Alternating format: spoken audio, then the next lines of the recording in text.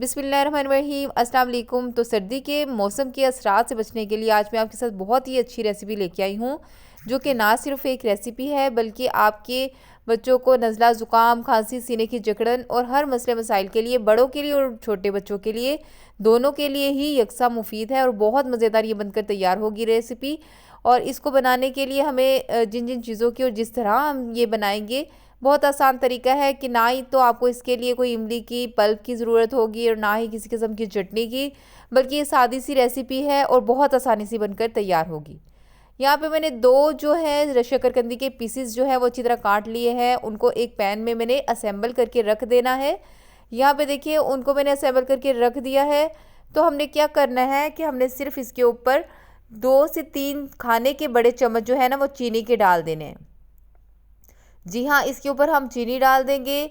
चीनी डालने से क्या होगा कि ये एक एक्स्ट्रा ऑर्डिनरी बहुत मीठी हो जाएगी, जो कि जायके में भी लाजवाब होगी और ना सिर्फ ये आपको मौसम के बदलते असरात से भी बचाने वाली रेसिपी है।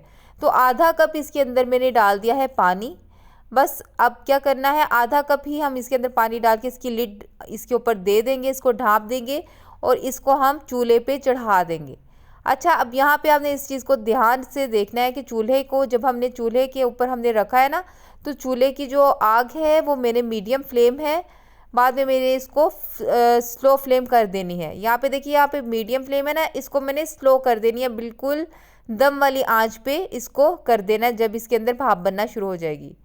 तो यहाँ पे देखिए मैंने इसको दम पे तकरीबन 25 मिनट पड़ा रहने दिया है और ये बहुत बेहतरीन सी सॉफ्ट हो चुकी है। बस ये बनकर तैयार हो चुकी है। हमने अब क्या करना है, बस हम इसको डिश आउट कर लेंगे। इसके ऊपर जो चीनी थी, चीनी के साथ ये बहुत ही मज़ेदार इसका फ्लेवर इन्हेंस हो चुका है। इसका थोड़ा सा कैरेमल सा बन चुका है, जो कि बहुत ही मज़ेदार लगता है। अगर छोटे बच्चे जो नहीं भी शकरकंदी शौक़ से खाते, वो भी इस शकरकंदी को बिल्कुल भी छोड़ेंगे नहीं। ये इतनी मज़ेदार बनती है। हमने अब क्या करना है, बस ये बनकर तैयार है। अब आप इसको जिस तरह चाहे इसको सर्व करें। मैं इसको सिंपल एज़ इट इज़ भी यूज़ करने वाली हूँ, लेकिन मैं बच्चों को ऐसे ही दे दूँगी। लेकिन बड़ों के लिए मैं इसके ऊपर थोड़ा सा चाट मसाला भी डाल दूँगी। यहाँ पे देखिए मैंने इसको जो चीनी जो थी वो कितनी बेहतरीन सी इसकी जो कैरेमल सा बन चुका है। ये बहुत ही लजीज बनकर तैयार होती है। इसके साथ वाकई बच्चे जो हैं बिल्कुल भी, उनको जो मौसम के असरात होते हैं वो बिल्कुल उनसे बच सकते हैं और बहुत कम बीमार होते हैं। नज़ला ज़ुकाम भी उनका काफ़ी हद तक ठीक हो जाता है इस शकरकंदी के खाने से। तो मौसम में आप ज़रूर इन बच्चों को अपने बच्चों को ये बना के दिया करें, ताकि वो मौसम के असरात से बच सकें। तो यहाँ पे बस मैंने इसके ऊपर थोड़ा सा नींबू निचोड़ देना है और थोड़ा सा चाट मसाला डाल देना। ये बिल्कुल रेडी है। अगर आप चाहें तो इसको एज़ इट इज़ भी इस्तेमाल कर सकते हैं। बस ये छोटी सी रेसिपी बनकर तैयार हो चुकी है।